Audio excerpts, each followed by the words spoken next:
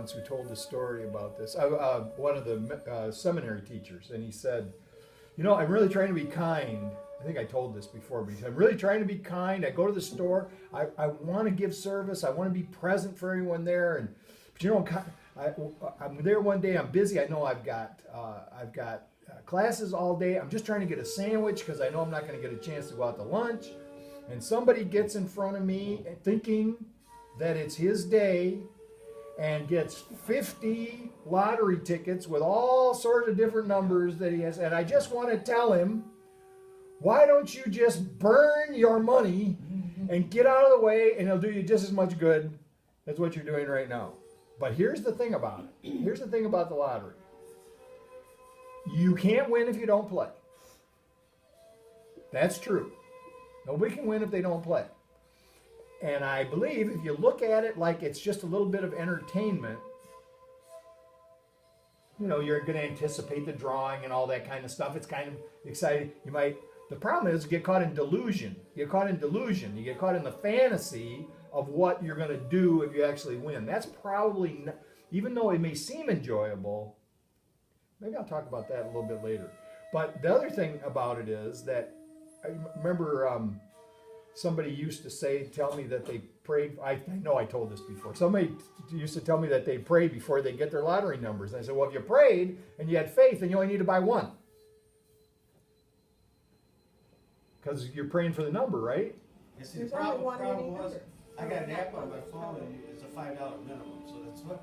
There you go. So All right. So. But yeah, I was happy. So.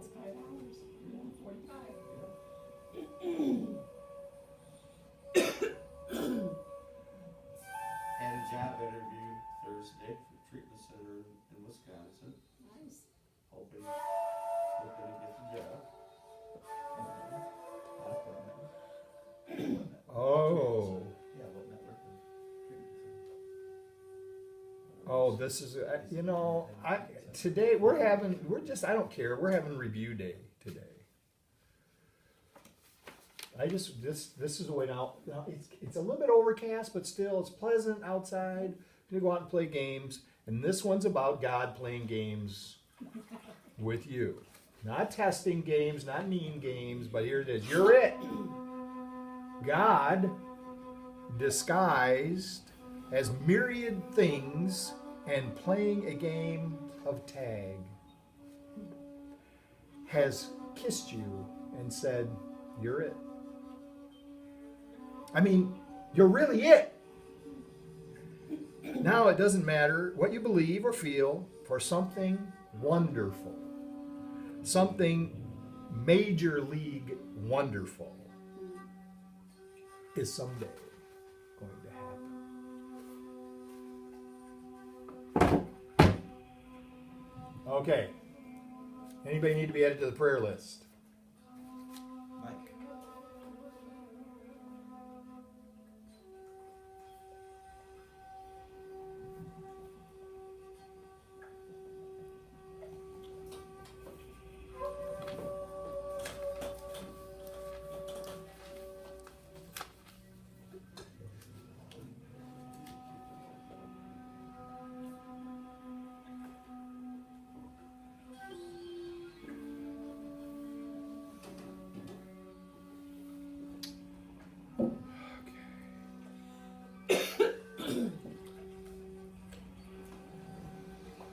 All right, well, let's get quiet. We'll do this meditation.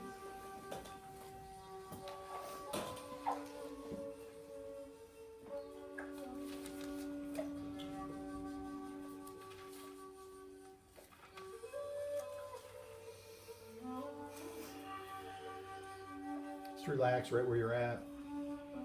Focus on the breath.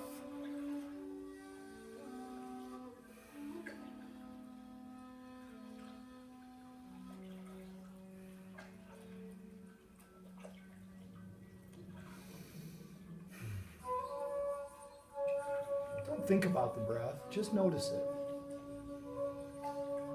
Don't try to change it.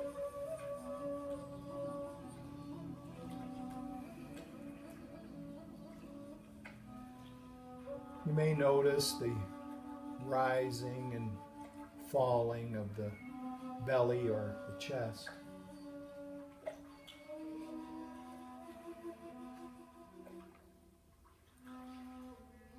Or you may notice the breath at the nostrils. That it comes in a little cool and leaves a little bit warmer.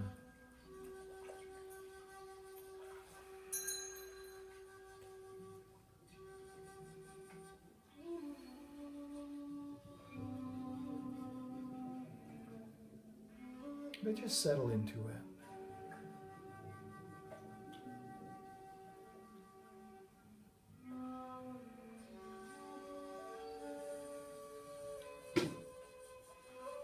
And for a moment, allow my words to be your words. But no need to remember them. Just notice them as they pass through, like the breath.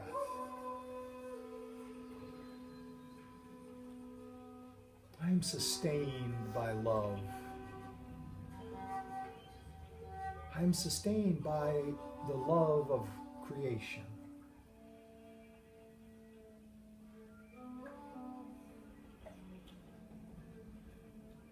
This is the answer to every problem that will ever confront us. Today, tomorrow, throughout time. In the material world, we may believe that we are sustained by everything but creation, by everything but God. Our faith is placed in the most trivial and insane symbols. Pills, money, protective clothing, influence, prestige, being liked, knowing the right people, an endless list of forms of nothingness that we endow with magical powers.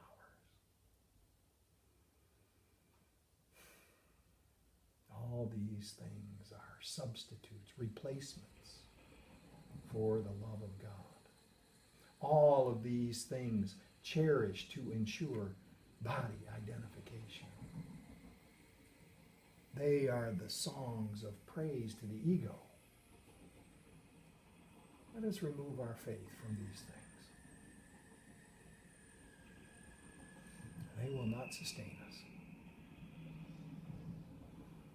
The love of God protects us.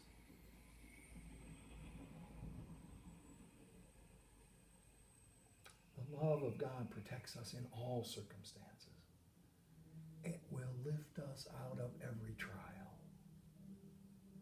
Raise us high above all perceived danger into a climate of perfect peace and safety. It is transporting us right now into a state of mind that nothing can threaten, nothing can disturb, nothing can intrude upon. This is the eternal calm of a child of God. The eternal calm that is our birthright.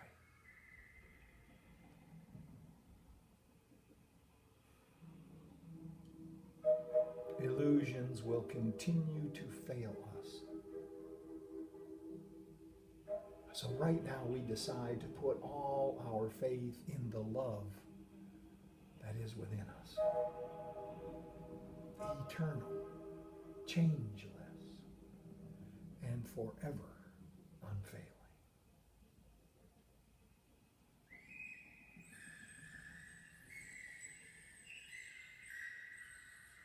And so we remember, whatever confronts us today, through the love of God within,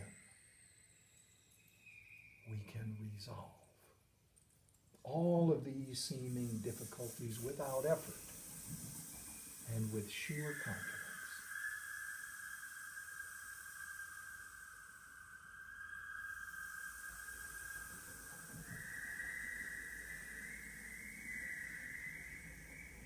This is the kingdom of heaven.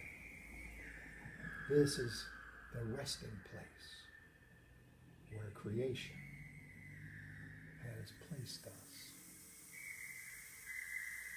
forever. And we say amen and amen.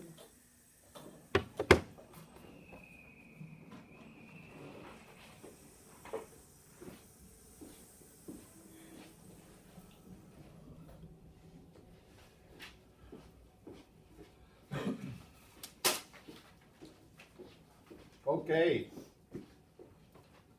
Got to put. I bought a brand new MacBook. A little light one, a little thin one. Went dead yesterday, or day before yesterday. Died. No warning. Simply No Mac's nothing. good. Well, I just bought it. I Right, think I would but- take it back. Wouldn't I take it back where I bought it? Well, That's yeah, what I would if do. you can. I can't remember if I bought Apple Care or not. Yeah, it It doesn't. doesn't matter. Sorry, Comes with the sorry year. for the aside. Comes with the year. We're here. So hey, for crying out loud, let it go already. If you didn't get the text, that's what I sent out this morning. A little bit late, but and just ask yourself this: when you received the text, were you holding on to anything? Was there any little resentment hanging around the back of your mind? Any regret? Might have been. I know when I wrote it, then I said to myself, actually after I wrote it and sent it, yeah, talking to yourself. Talking to yourself right now. For crying out loud. Let it go already. So this is the thing about being mindful. When we start this practice of mindfulness, this is like such a simple practice. And if you haven't noticed, what I've been doing now for the past, now this is the 7th week, for the past 7 weeks, I've been, some of you noticed, some of you didn't notice, but I've been taking a step. So I started, now we were talking about mindfulness before that, but for the past 7, I take the step and apply this idea of mindfulness to the step. So now we're at step 7. I never said anything before now. I was just waiting for somebody to comment. Nobody did, so I guess I was a little too obscure. But in any event, the idea in the 7th step is that we humbly ask God to remove our defects of character, our shortcomings. So this is this idea of we've really made a decision.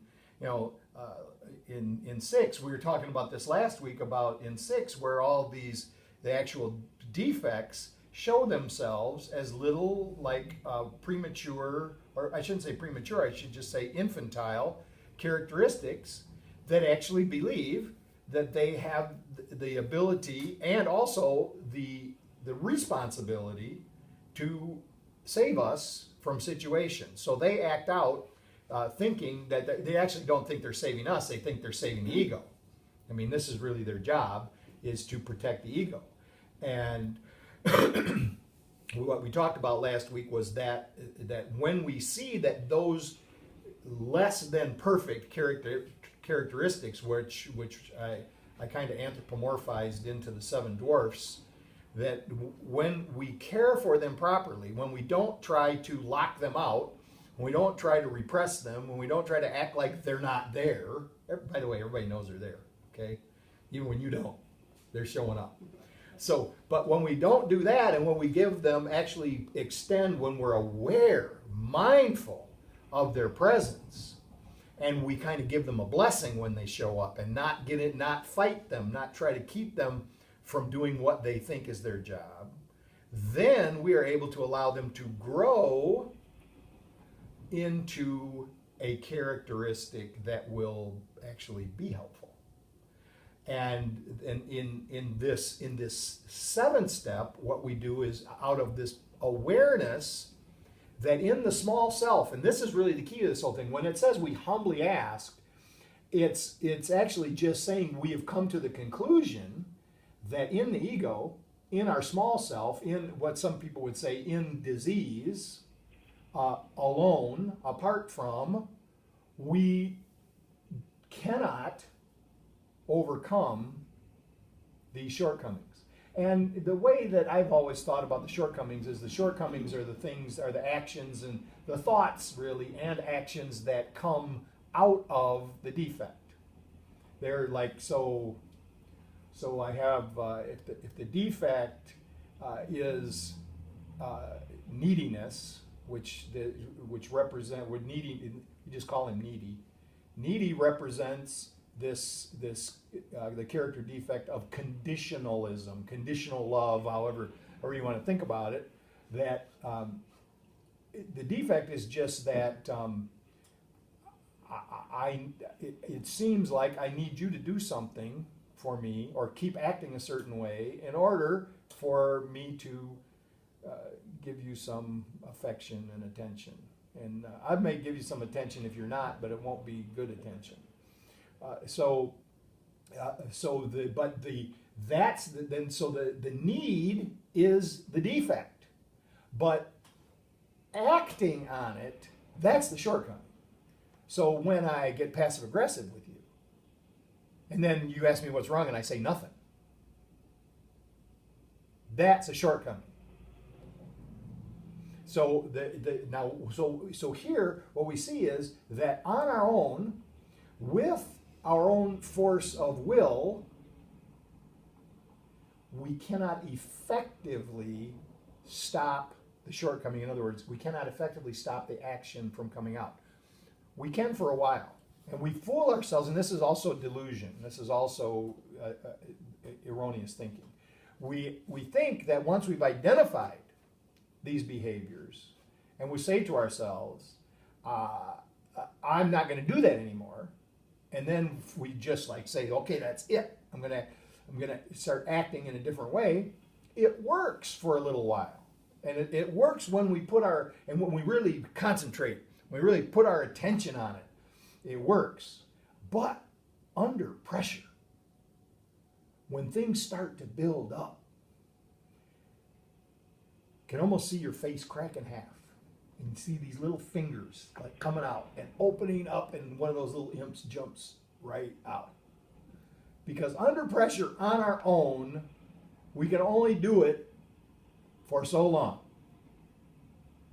This is just not how it works. It's never, because this is the problem. And this is the problem that's identified in Narcotics Anonymous. It's a problem we identified, that the core of our addiction was total self-centeredness. That's identified. But it's also the problem that's identified in almost every spiritual discipline around the world. And mindfulness identifies it as we are preoccupied with a self that does not even exist. We believe that we are alone. We believe that we're apart from. When actually, the fact of the matter is, not just spiritually, but scientifically, we are a part of this larger organism. You could call it life itself if you want. You can call it God. You can call it creation. You can call it the universe. Whatever you want to call it. But in reality, we are a part of. We are not apart from. But delusion tells us that we are apart from. And so what happens then in delusion, which we could call in another context, we could call delusion just total self-centeredness, which we've already identified as the core of the disorder. So delusion, so here's what we get. We're afraid because we think we're alone. This fear is generated. There's only fear and love. This is what the Course is telling us. There's only fear and love. When we feel like we are a part of this larger organism, when we are aware of our part in the larger organism, we have a sense of love. We extend service because we know that it is fulfilling for ourselves, as well as helpful to the rest of the larger organism. But when we are in fear, when we are buying into this idea that we're a separate self, and that we're doing all of this self-revelatory stuff in our heads, then there's two things that we do. We seek pleasure, we avoid pain. And the delusion, which is the third part of this thing, the delusion is the mental process that keeps rationalizing and justifying the first two. So, and they feed on each other. They feed on each other. And so these shortcomings arising from those 7 character defects, these shortcomings just kind of spill out into our life. And as they do, they encourage more. Because when we do it, then the first thing that happens, delusion comes in. The first thing that happens is we may regret. We may regret that the shortcoming came out. And if we're on top of things and we're really paying attention, we can short circuit it right there and make an admission. Oh, I was wrong, right? And then that makes it better. But until we actually get to the place where we realize that allowing the ego to operate on its own is always going to cause suffering. Suffering, living in the ego makes us live a life in which suffering is just embedded in the experiences. The Buddhists call it dukkha. Dukkha. And it means that it's not just suffering, a simple suffering that you identify, okay, I'm kind of suffering right now, I'm in pain from this or that situation.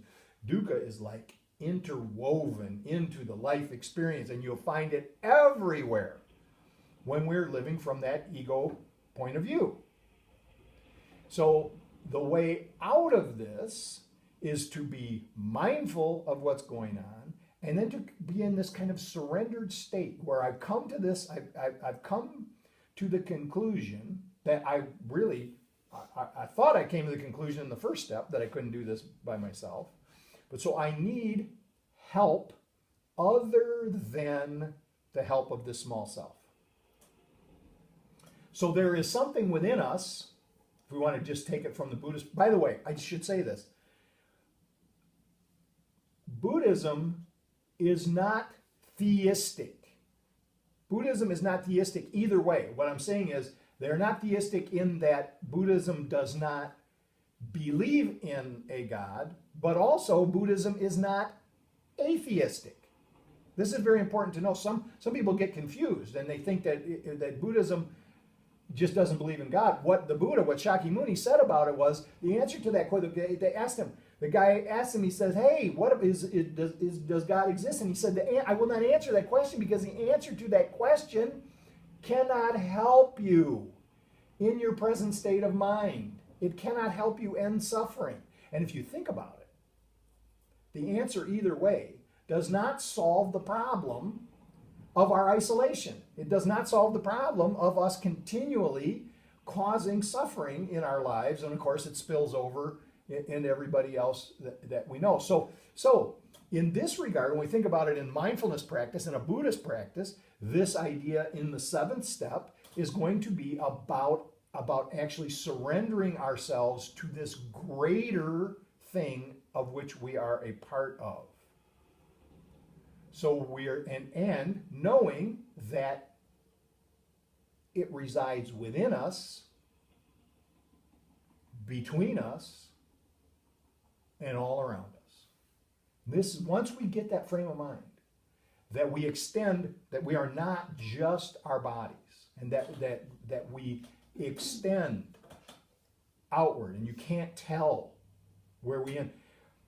One of the issues in Western philosophy, and one of the things that we have a tendency to promote, is individualism and individual success. And I'm not here to say that that's just like totally off base, but I am going to say that it is very much a cause of suffering that is unnecessary, because we could actually have just as much success, maybe more, if we started cooperating.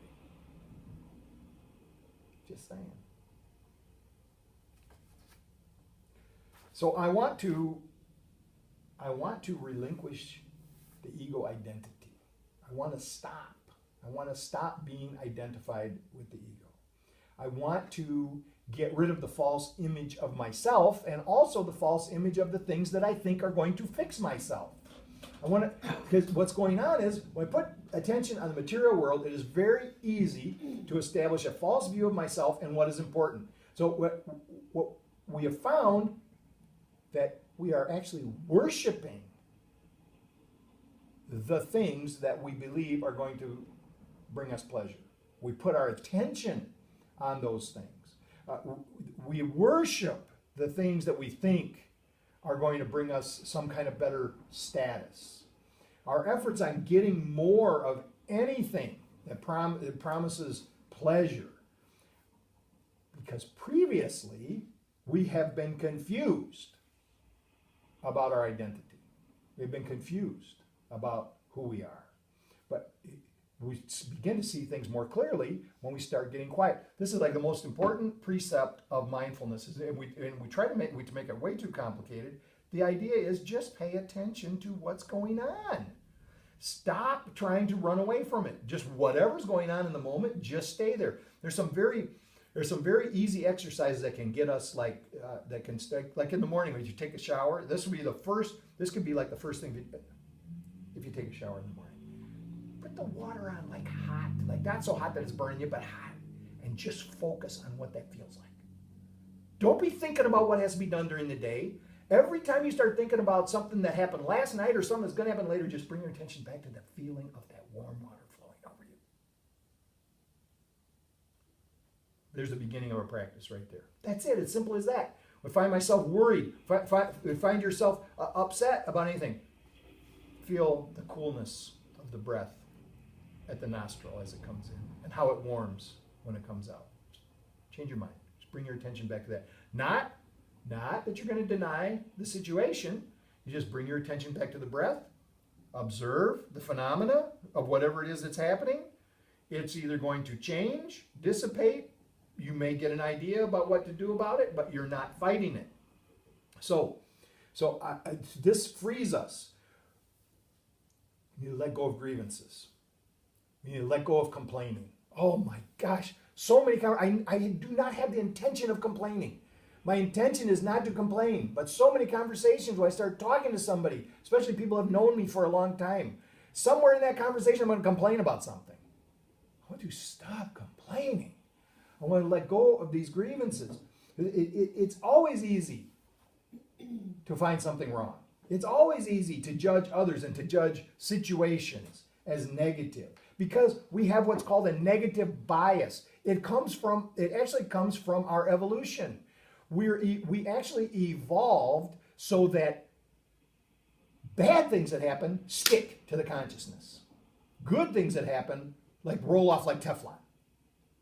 So this is why when a person who previously has been very good and kind to us, if they do something that we feel is an injury to us, they could have done 100 things that were good. They do one thing that's bad, and we are mad. We have a negative bias. We are looking, and it actually does come from our evolution because things were dangerous. Things were dangerous. So we evolved to look for danger before looking for good stuff. So this is what we're trying to overcome here with this. So it's tempting to blame others, perhaps blame circumstances for our seeming problems. These grievances block us from seeing the good that life is unfolding for us right now because we're looking for the bad. It actually keeps us locked into the victim mentality. So we can stop. Stop playing the victim, renounce grievances, let them go. And every time we think we're being set upon, we decide to be free from resentment and regret. Now, this is important. Mindfulness does not mean that we ignore if we are actually being set upon. It just means there's no reason to get mad about it, and there's no reason to regret maybe what we did. What needs to happen is, in the moment, what do? What needs to be done now with the idea of unity, with the idea of harmony, with the idea of being part of this larger thing? And then say, it takes we have this willingness to let go of these things that have caused harm to us and to others, And we make the release. We take a moment and think about, and I really like to think about this. I tell myself this like the seventh thing I tell myself in the morning. I release all dis-ease, disorder, dysfunction in my mind and body. And what I'm saying when I do that is I just don't want to, I'm not trying to hold it to myself. I notice, and then I want to let it go. So all bodies are subject to illness. Now, I believe that we've got a whole lot to say about it. I believe we've got a whole lot to think about the illnesses that come. But all bodies are subject to illness. It's the way we designed the bodies and the world. So it happens from time to time. So this is just a matter of acceptance. Acceptance with awareness, right? But it doesn't mean that we have to nurture the illness. We want to nurture the wellness. So mindfulness leads us to health and wholeness by allowing awareness, acceptance, and action then to do their work. If we need healing and we take time first, we accept without denial. This was a deal when I first started doing this new thought. They said it's all in your mind anyway. And so if I did get sick, I thought I'm a terrible student. I should have learned how to do this by now. What's wrong with me? And so I would go into denial of being sick. But this is not helpful. So first, for the most part, denial, to deny that something has power over us, that can be a good thing. But to deny the present experience will never be a good thing. So if we're in need of healing, we can take time to accept without denial, and then visualize any sickness leaving the body without hate.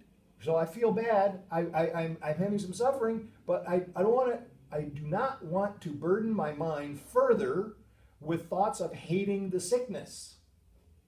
I think it makes it worse. So I don't want to hate the microbe or the virus. I just want to ask them to move out of the body. Get out of here. Go bless someone else. Oh no, wait, I wasn't supposed to do that. Oh, I'm sorry. So I don't want to think about harming them in any way, though perhaps some medication I take may harm them. I don't want to think about that. I'm not thinking about that. That's not my intention. I don't want to fear them. I don't want to fear any kind of disease. I want to extend love to it, right? So I know we hear people say this. Oh, I just hate the disease. We're talking about something else, talking about addiction. I just hate the disease. Stop it. It's not helpful. It's not helpful. I mean, I know what it feels like. I'm not saying that. Don't get me wrong. I'm just saying it's not helpful to get caught up in that mindset. So we deal with any physical pain in a similar way.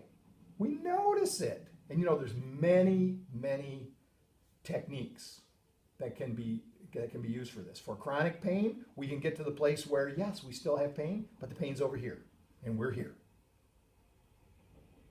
For acute pain that we know is gonna pass, we can actually make it pass faster by staying with it, by actually being instead of cringing, because look at as soon as when the pain comes, we tighten up, it gets worse.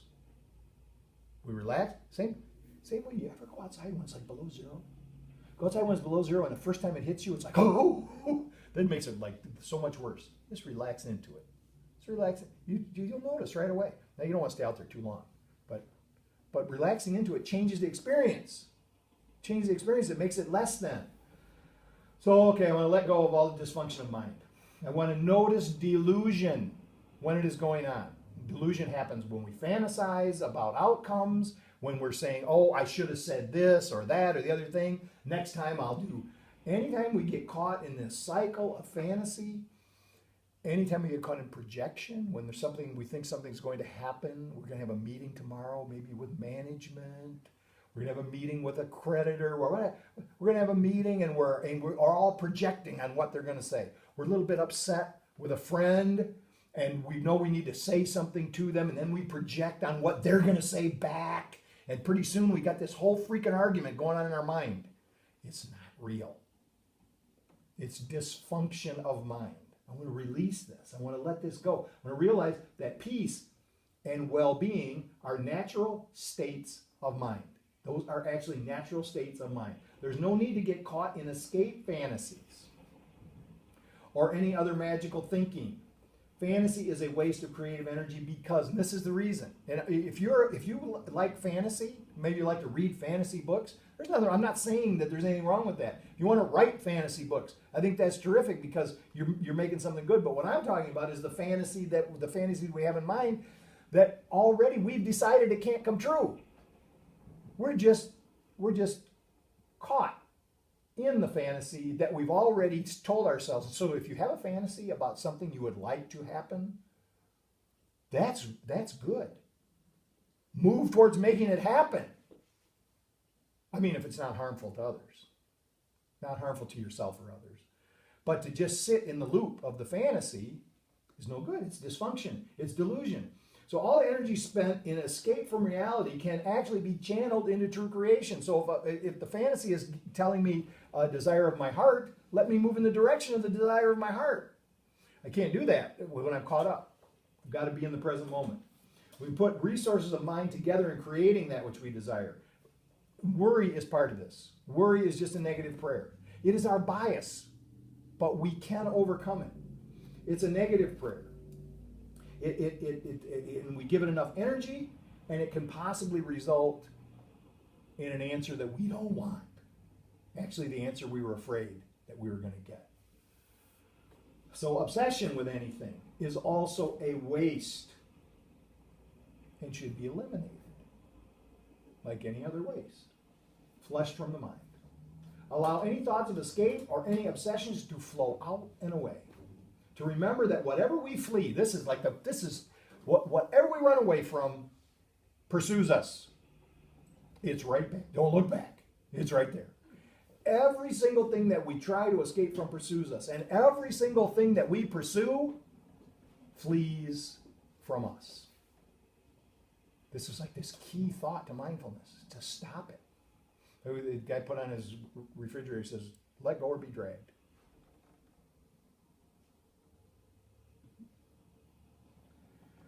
Remember, we really have nothing to escape. We're part of the universe. The universe is abundant. So we're part of an abundant universe. That abundance is ours. If we can get ourselves in the moment, if we can be mindful. Finally, I'll just end with this. I'm gone longer than I wanted to go. We want to invite this change. We want to there are some changes that I would like to make. And we all have them. I think we all have some changes that we would like to make. And we all want to live a prosperous life, full of good things. And all of us really, even though this has some negative connotation, we all really want to live up to our potential. I mean, we may have been told throughout our life that we're not. That may be an issue that we want to address. But the fact of the matter is, we all want to do that. And the reason is that there's a calling within us. That which is within us wants to express, and that which is within us is our potential, and it wants to come forth. So we really want these things. We want to eliminate the negative aspects of character and habits, and these are things that the ego cannot do. The ego cannot do. The ego promises all these things and cannot deliver because it gets caught up. We must have help and guidance in these matters. Spirit is our inner guide. We have an inner guide. It stands ready to help. So we can invite it in. So we can make a commitment to allow goodwill to change our minds and transform our lives. We can open ourselves up to the presence of love. We can be willing to be cleansed of negativity, to see ourselves going forth from here, to see ourselves as being a clean slate in the hand of creation, to be transformed by the power and presence within us, between us. and all around us. That's enough. Thank you.